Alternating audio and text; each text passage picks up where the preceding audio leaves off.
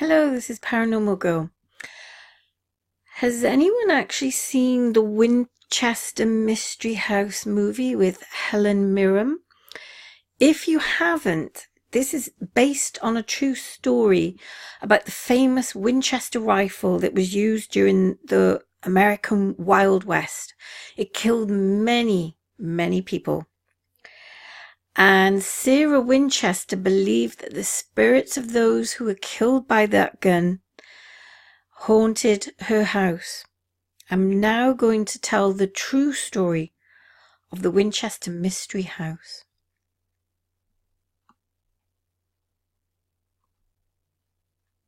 The story of the Winchester House began in September 1839 with the birth of a baby girl to Leonard and Sarah Pardee of New Haven, Connecticut.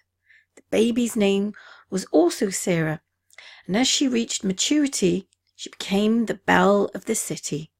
She was well received at all local and social events, thanks to her musical skills, her fluency in various foreign languages, and her sparkling charm.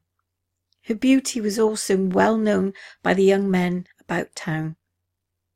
Despite her diminutive size, although she was petite and stood only 4 feet 10 inches, she made up for this in the personality and loveliness. At the same time that Sarah was growing up, a young man was also maturing in another prominent New Haven family. The young man's name was William Wirt Winchester, and he was the son of Oliver Winchester, a shirt manufacturer and businessman.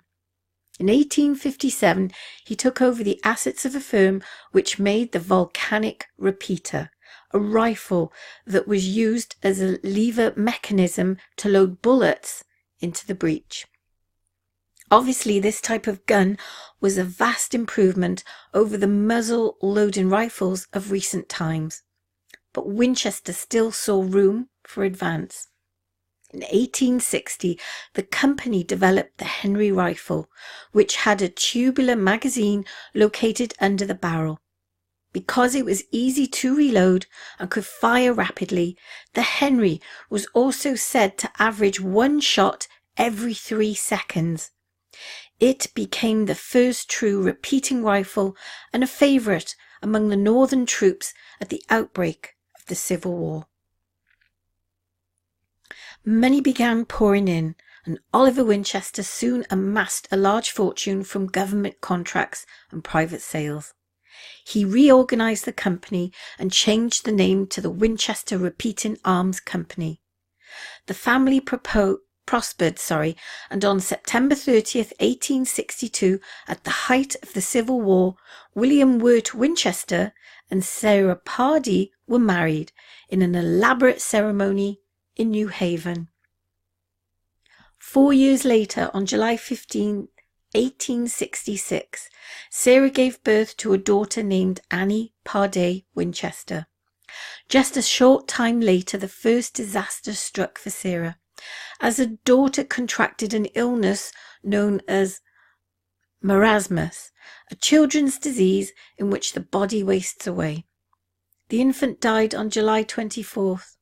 Sarah was so shattered by this event that she withdrew into herself and teetered on the edge of madness for some time. In the end, it would be nearly a decade before she returned to her normal self, but she and William would never have another child. Not long after Sarah returned to her family and home, another tragedy struck. William, now heir to the Winchester Empire, was struck down with a pulmonary tuberculosis. He died on March the 7th, 1881. As a result of his death, Sarah inherited over $20 million, an incredible sum, especially in those days. She also received 48.9% of the Winchester Repeating Arms Company and an income of about $1,000 per day, which was not taxable until 1913. But her newfound wealth could do nothing to ease her pain. Sarah grieved deeply, not only for her husband, but also for a lost child. A short time later, a friend suggested that Sarah might speak to a spiritualist medium about her loss. "Your husband is here," the medium told her, and then went on to provide a description of William Winchester. "He says for me to tell you that there is a curse on your family, which took the life of he and your child. It will soon take you too. It is a curse that has resulted from a terrible weapon created by the Winchester family. Thousands of persons who have died because of it, and their spirits are now seeking vengeance." Sarah was then told that she must sell her property in New Haven and head towards the setting sun. She would be guided by her husband, and when she found a new home in the West, she would recognize it. "You must start a new life," said the medium, "and build a home for yourself, and for the spirits who have fallen from the terrible weapons too. You can never stop building the house. If you continue building, you will live. Stop, and you will die." Shortly after the seance, Sarah sold her home in New Haven, and with a vast fortune at her disposal, moved west to California.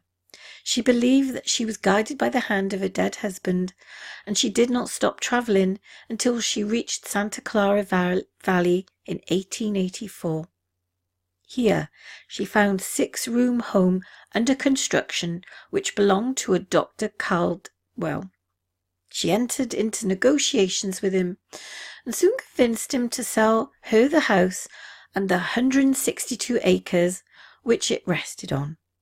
She tossed away any previous plans for the house and started building whatever she chose to.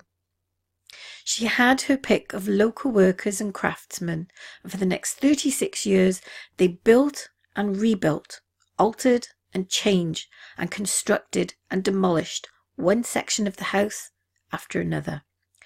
She kept 22 carpenters at work, year-round, 24 hours a day. The sounds of hammers and saws sounded throughout the day and night. As the house grew to include 26 rooms, railroad cars were switched into a nearby lane to bring building materials and imported furnishings to the house. The house was rapidly growing and expanding, while Sarah claimed to have no master plan for the structure. She met each morning with her foreman and would go over her hand sketch plans for the day's work. The plans were often chaotic, but showed a real flair for building. Sometimes, though, they would not work out the right way, but Sarah always had a quick solution. If this happened, they would just build another room around an existing one. As the days and weeks and months passed, the house continued to grow. Rooms were added to rooms and then turned into entire wings. Doors were joined to the windows, levels turned into towers and peaks, and the place eventually grew to a height of 7 stories. Inside the house, 3 elevators were installed and were 47 fireplaces. There were countless staircases which led nowhere, a blind chimney that stopped short of the ceiling, closets that opened to blank walls, trapdoors, double back hallways, skylights that were located one above one another, doors that opened to steep drops to the lawn below, and dozens of other oddities. Even all the stair posts were installed upside down, and many of the bathrooms had glass doors on them. It was also obvious that Sarah was intrigued by the number 13. Nearly all of the windows contained 13 panes of glass. The walls had 13 panels. The greenhouse had 13 cupolas. Many of the wooden floors contained 13 sections. Some of the rooms had 13 windows, and every staircase but one had 13 steps. The exception is unique in its own right. Its winding staircase with 42 steps, which would normally be enough to take a climber up 3 stories, In this case, however, the steps only rise 9 feet because each step is only 2 inches high. While all this seems like madness to us, it all made sense to Sarah. In this way, she could control the spirits who came into the house for evil purposes, or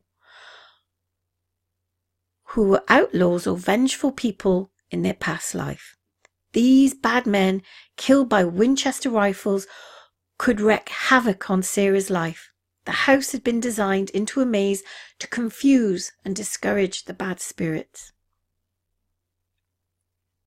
The house continued to grow, and by 1906 it had reached a towering 7 stories tall. Sarah continued her occupancy and expansion of the house, living in melancholy solitude with no one other than her servants and workmen, and, of course, the spirits. It was said that on sleepless nights, when she was not communing with the spirit world about the designs of a house, Sarah would play her grand piano into the early hours of the morning. According to legend, the piano would be admired by passers-by on the street outside, despite the fact that 2 of the keys were badly out of tune.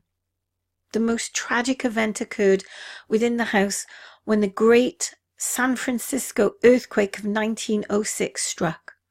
When it was all over, portions of the Winchester mansion were nearly in ruins.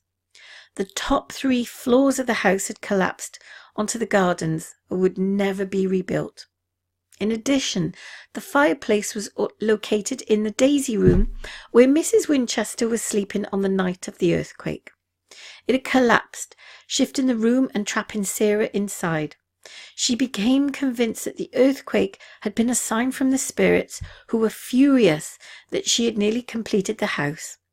In order to ensure that the house would never be finished, she decided to board up the front 30 rooms of the mansion so that the construction would not be complete, and also so that the spirits who fell when the portion of the house collapsed would be trapped inside forever. For the next several months, the workmen toiled to repair the damage done by the earthquake, although actually the mammoth structure had fared far better than most of the building in the area.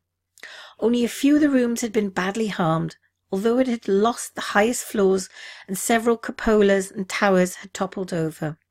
The expansion on the house began once more. The number of bedrooms increased from 15 to 20 and then to 25. Chimneys were installed all over the place, although strangely they served no purpose. Some believe that perhaps they were added because the old stories say that ghosts like to appear and disappear through them. On a related note, it's also been documented that only 2 mirrors were installed in the house. Sarah believed that the ghosts were afraid of their own reflection. On September 4th, 1922, after a conference session with the spirits in the seance room, Sarah went into her bedroom for the night. At some point in the early morning hours, she died in her sleep at the age of 83. She left all of her possessions to her niece, Frances Marriott, who had been handling most of Sarah's business affairs for some time. Little did anyone know, but by this time Sarah's large bank account had dwindled considerably.